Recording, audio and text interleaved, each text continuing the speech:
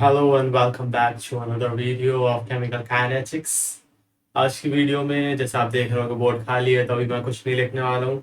आज मैं साथ में पढ़ाते हुए रहूँगा और लिख के थोड़ा थोड़ा बताते रहूँगा, क्योंकि आज की क्लास थोड़ी थ्योरेटिकल रहेगी। पूरा थ्योरी रहेगी, केवल सीखना सीखना है वगैरह वगैरह।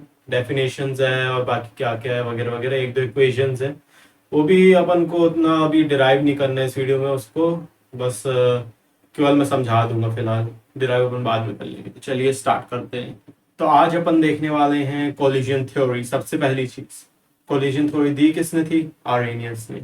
आर्हेनियस आर्हेनियस जो बोलना हो बोल सकता है आप इसको, मैं तो आर्हेनियस ही बोलता हूँ क्योंकि स्पेलिंग ही ऐसी है ना।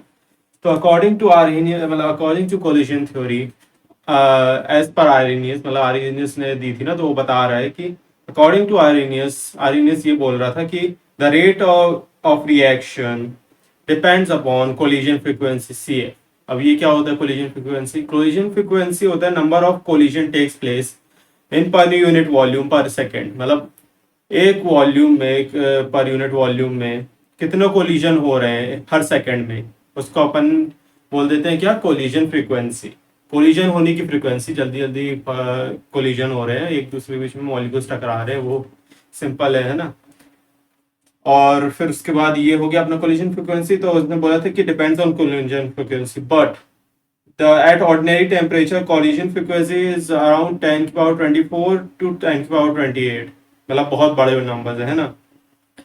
मतलब this means that reaction should be very fast, but इसका मतलब रिएक्शन बहुत फास्ट होनी चाहिए, है ना। But reaction normally is not very fast. आपको तो मालूम ही होगा रिएक्शन इतनी फास्ट नहीं होती है ना, उसमें थोड़ा टाइम लगता है रिएक्शन को होने में। तो obviously reaction is not fast. तो रेट ऑफ रिएक्शन, मतलब इसका मतलब यहाँ से अपन को ये पता चलिए कि रेट ऑफ रिएक्शन केवल कोलिजन फ्रीक्वेंसी पे तो डिपेंड नहीं कर रहा है ना। इसलिए कोलिजन थ्योरी यहाँ पे थोड़ी सी ये बोलना चाहती है कि केवल कोलिजन फ्रीक्वेंसी पे नहीं डिपेंड करता, वो डिपेंड करता है अपने ओरिएंटेशन फैक्टर और एनर्जी बैरियर। अब ओरिएंटेशन फैक्टर क्या होता है? तो at the time of collision reactant must be in proper orientation. मतलब अगर प्रॉपर ओरिएंटेशन में है तभी ये कोलिजन थ्योरी उस पर अप्लाई होगी। और एनर्जी बैरियर है तभी उस पर, मतलब एक एनर्जी बैरियर भी प्रॉपर होना चाहिए, ये बोलना चाहता हूँ मैं। तो मतलब एनर्जी बैरियर प्रॉपर है और ओरिएंटेशन भी अपनी प्रॉपर है, तभी ये कोलिजन थ्योरी वहां पे बोल सकते हो एप्लीकेबल रहेगी यार। सिंपल एप्लीकेबल होगी तभी वहां पे, है ना। सिंपल यही बोलना चाहता हूँ। और फिर उसके बाद अपन नेक्स्ट टर्म अभी देखते हैं। ये नेक्स्ट टर्म है थ्रेशोल्ड एनर्जी। पहले कोलिजन थ्योरी को मैं यहाँ पे थोड़ा सा बता देता हूँ कि क्या है ना। कोलिजन थ्योरी, है ना। कोलिजन थ्योरी ने क्या बोला अपन ने आरएनएस में कि आरआर जो है वो डिपेंड करता है किस पे? कोलिजन फ्रीक्वेंसी पे, मतलब सीएफ पे। मैं सीएफ लिख दे रहा हूँ, कोलिजन फ्रीक्वेंसी है वो। कोलिजन फ्रीक्वेंसी क्या होती है? कोलिजन फ्रीक्वेंसी होती है अपनी number of collision, collision per unit volume, per unit per second, volume per second, है ना। Collision takes place per unit volume in per unit volume. Collision takes place in per unit volume, in per unit volume per second. एक volume में कितने collision हो रहे हैं हर second में, उसको बोलते हैं कोलिजन फ्रीक्वेंसी, है ना। सिंपल।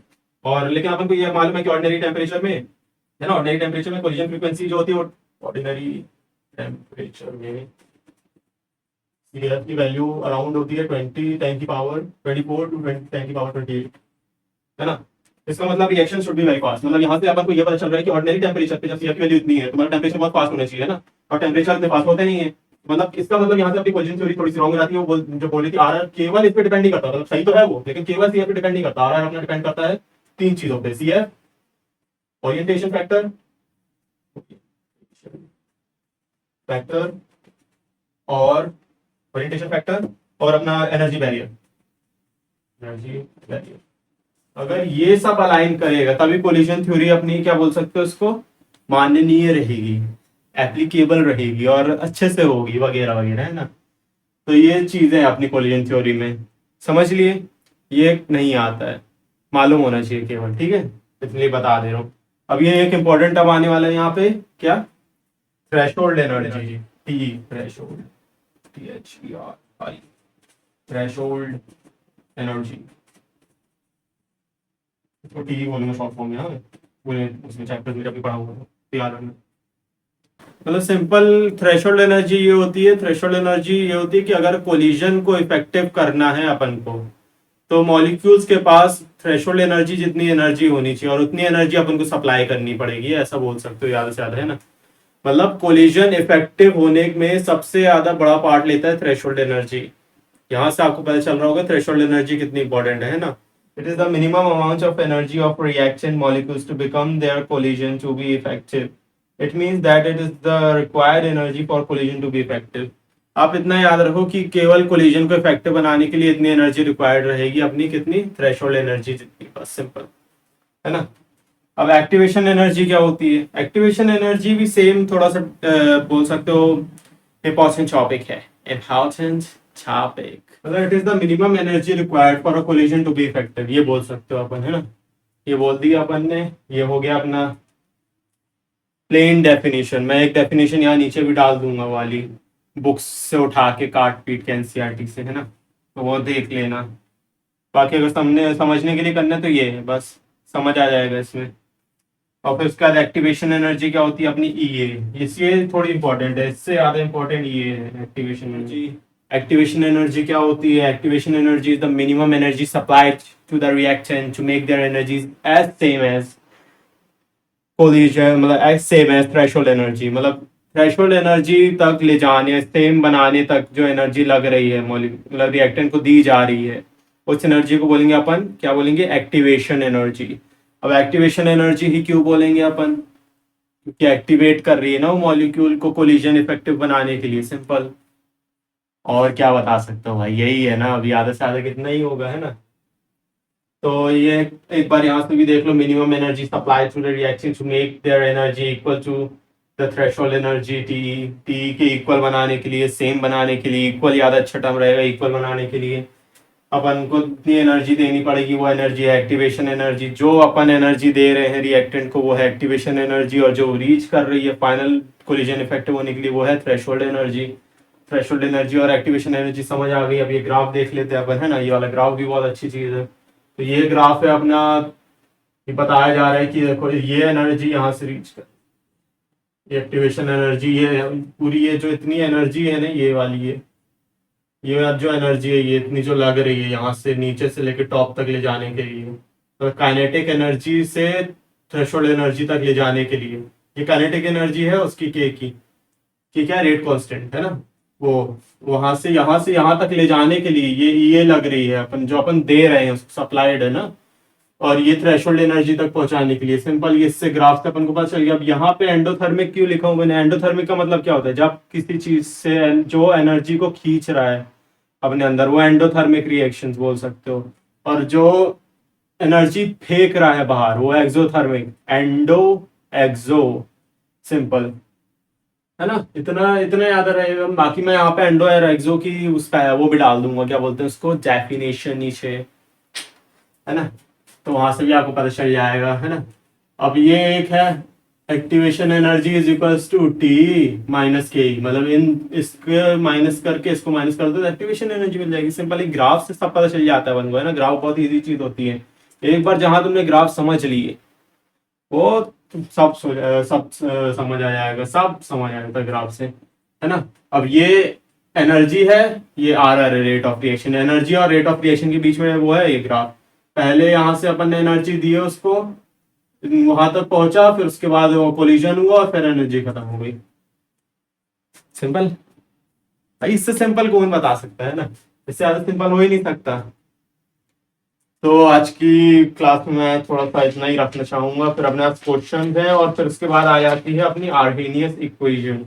आर्हेनियस इक्वेशन में केवल लिख जाता हूँ, फिर उसके नेक्स्ट क्लास में अपन अच्छे से पढ़ लेंगे उसको। यहाँ पे लिख देता हूँ, है ना, स्पेस में, यहाँ पे अच्छी स्पेस है।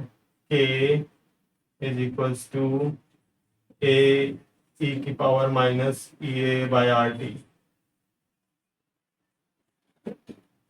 तो ये है अपनी आर्हेनियस इक्वेशन।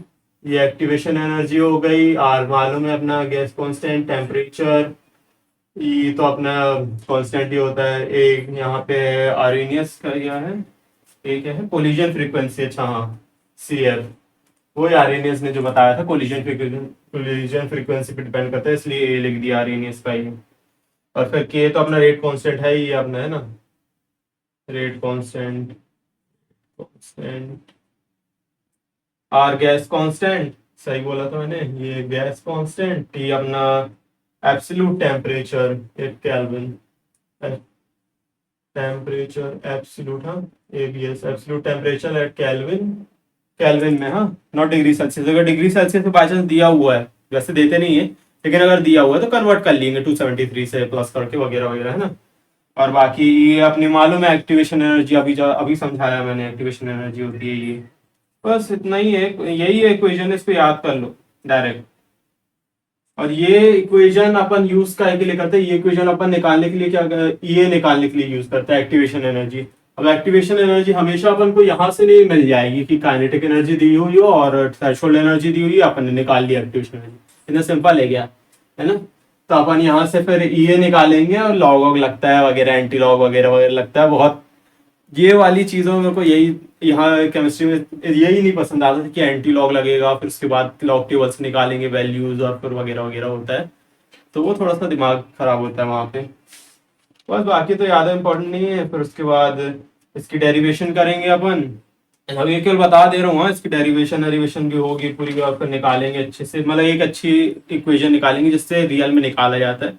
वो थोड़ी सी लेस कॉम्प्लेक्स बोल सकते हो कैलकुलेशन वाइज, लेकिन दिखने वाइज थोड़ी सी ज़्यादा कॉम्प्लेक्स है, इससे ये थोड़ी इजी दिखती है ना। तो आज की वीडियो में इतना ही रखते हैं। और ये वीडियो अगर अच्छी लगे तो वीडियो को लाइक सब्सक्राइब कर देना, जो मैं हमेशा भूल जाता हूँ बोलना, क्योंकि मेरे को उतना इंपॉर्टेंट नहीं है इस चैनल पे। केवल आप आओ, पढ़ो, चले जाओ, नोट्स देखो, अपने नोट्स बनाओ और चले जाओ, कोई दिक्कत नहीं है मेरे को, जल्दी से वीडियोस देखो चले जाओ।